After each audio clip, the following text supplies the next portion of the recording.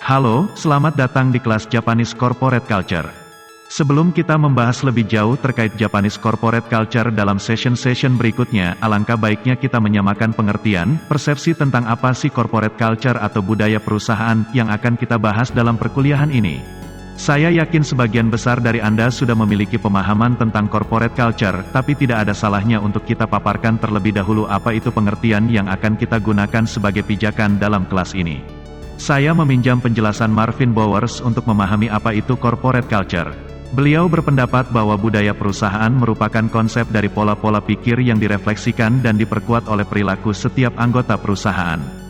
Corporate culture merupakan pola-pola asumsi dasar yang meliputi cara berpikir dan bertingkah laku mengenai tujuan perusahaan.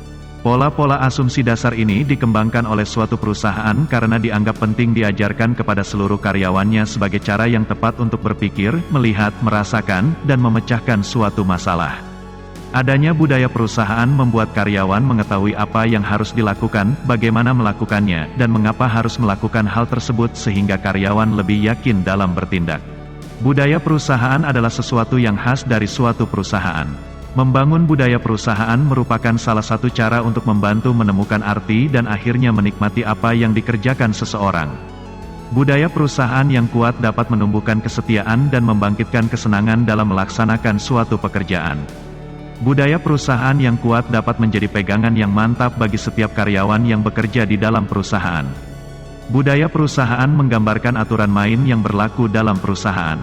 Berisi kesimpulan partisipan, anggota perusahaan, tentang apa yang dialami mereka, bukan berisi aturan-aturan formal tertulis. Berdasarkan pengertian corporate culture atau budaya perusahaan ini, kita akan coba mengupas bagaimana sih budaya perusahaan Jepang secara umum.